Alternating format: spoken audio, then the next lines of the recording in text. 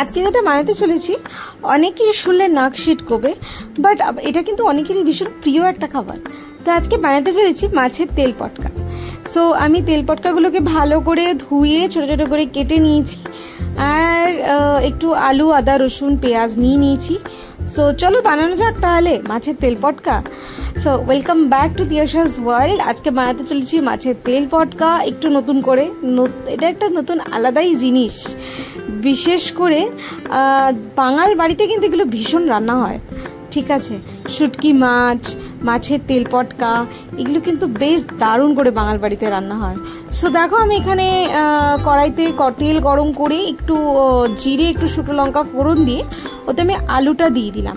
আলুটা দিয়ে একটু হলুদ আর অল্প একটু নুন দিয়ে ওটাকে লালভাবে ভেজে নিচ্ছি।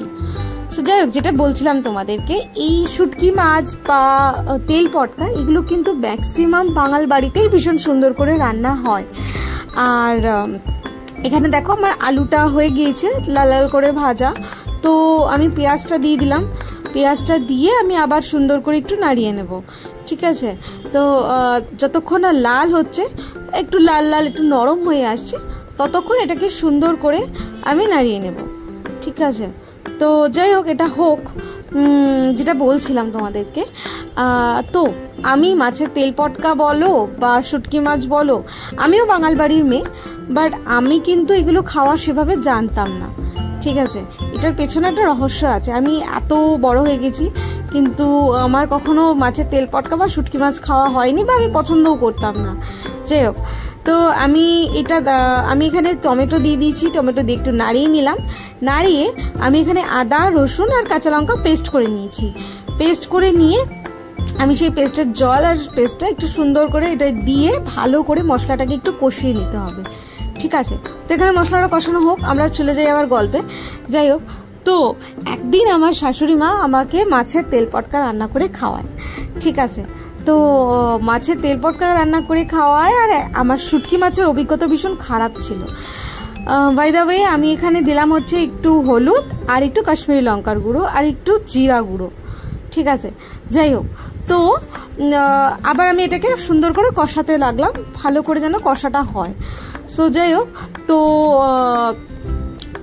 একদিন আমার শাশুড়ি মা আমাকে মাছের তেল পটকা খাওয়ায়, ঠিক আছে। আর শুটকি মাছের অভিজ্ঞতা আমার আরও খারাপ ছিল। এর আগে আমি যতবার শুটকি দু একবার ট্রাই করেছিলাম, নিজের বাড়িতে কখনো হয়নি, বাট আমি বাইরে ট্রাই করেছিলাম। ভীষণ কেমন বিচ্ছিরি একটা গন্ধ। তো শুটকি মাছের প্রতি আমার একটা আলাদাই খারাপ মনোভাব, সবসময় খারাপ অভিজ্ঞতা কাজ করতো। সো আমি কখনোই খাইনি। একদিন আমার শাশুড়ি মা মাছের তেল পটকা খাওয়ানোর পরে আমি গরম গরম তেল পটকা, ওই যে ঝাল ঝাল বেগুন দিয়ে করেছিল, ওই যে একটা স্বাদ, গরম ভাতে খেয়ে নাম, আরে বাপরে, ব্যাপারটা তো হেবি সুন্দর। তারপর থেকেই মাছের তেল পটকার প্রতি আমার এত প্রেম, ঠিক আছে। মাঝে মধ্যে মনে হয় কি যে কিছু একটা খালি খালি লাগছে। কেন খালি খালি লাগছে? অনেকদিন মাছের তেল পটকা খাওয়া হয়নি, বা অনেকদিন শুটকি মাছ খাওয়া হয়নি, এরকম একটা ব্যাপার। যাই হোক, এখানে মাছের তেল পটকাটা দিয়ে দিলাম। দিয়ে এটাকে আমি আবার সুন্দর করে কষাচ্ছি। এটা বেশ অনেকক্ষণ কষবে, যতক্ষণ না এই মাছের তেল পটকা থেকে তেল ছেড়ে আসছে। তুমি যা তেল দিয়েছো তার ডবল তেল বেরিয়ে আসবে, তখনই বুঝবে যে এটা মোটামুটি কষা হয়ে গিয়েছে, ঠিক আছে। সো এটা কষা হতে থাক। তো যাই হোক, এবারে শুটকি মাছ। একদিন আমার শাশুড়ি মা আমাকে শুটকি মাছের বাটা খাওয়ালো। বাই দ্য ওয়ে, আমার এটা যখন কষা হয়ে গেছিল, তেল ছেড়ে গেল, তোমরা দেখতে পারলে, তাই আমি একটু জল দিয়ে এটাকে আমি আবার ফুটাতে দিচ্ছি, কারণ এটা একটু ফোটা লাগে। সো শুটকি মাছের বাটা খাওয়ালো। উফ, ওই যে স্বাদ, ওই যে একটা, ওটাকে অমৃত বলা চলে। যারা এটার ফ্লেভার বোঝো তাদের কাছে এটা একটা অমৃত। মানে গরম ভাতে শুটকি মাছ বা গরম ভাতে মাছের তেল পটকা কি যে খেতে লাগে, যারা খেয়েছে তারাই জানে। আমি তো জানো এটার এখন নেশায় পড়ে গিয়েছি। আমার মাসে যদি এক দুবার না হয় তাহলে যেন মনটা কেমন করে যে অনেকদিন খাওয়া হয়নি। ঠিক আছে। সো যাই হোক, দেখো এটা আমার মোটামুটি ফুটে এসছে, এটা মোটামুটি ভালোভাবে তেল ছেড়ে যাবে, ততক্ষণ অবধি এটাকে আমি এরকমভাবেই নাড়াতে থাকবো। সো যাই হোক, এই ছিল আমার মাছের তেল পটকা আর শুটকি মাছের গল্প। একদিন তোমাদের শুটকি মাছ রান্না করেও দেখাবো। এই মাছের তেল পটকা আর শুটকি মাছ দুটোই কিন্তু আমার শাশুড়ি মা আমাকে শিখিয়েছে। তো আমি শাশুড়ি মা যেটা শিখিয়েছে সেটাই তোমাদের সাথে শেয়ার করার চেষ্টা করলাম। এখন আমি একটু কুচি করে ধনে পাতা কেটে রেখেছিলাম, সেটা একটু দিয়ে দিলাম। সো আশা করি তোমাদের এই রেসিপিটা ভীষণ ভালো লাগবে, কারণ আমার শাশুড়ি মা কিন্তু নিজে বাংলাদেশের মানুষ। তো আর দিয়ে দিলাম একটু চিনি।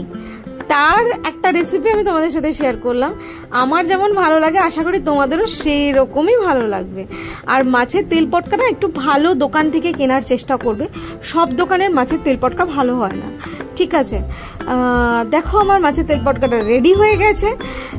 যেখান থেকে আরেকটা জিনিস বলে দিই তোমাদের, যেখানে পাইকারি মাছের দোকান বা বড় বড় মাছ বিক্রি হয়, সেই মাছের দোকান থেকেই মাছের তেল পটকা কিনবে। আজকের জন্য বাই, দেখা হচ্ছে নেক্সট ভিডিওতে উইথ আ নিউ রেসিপি।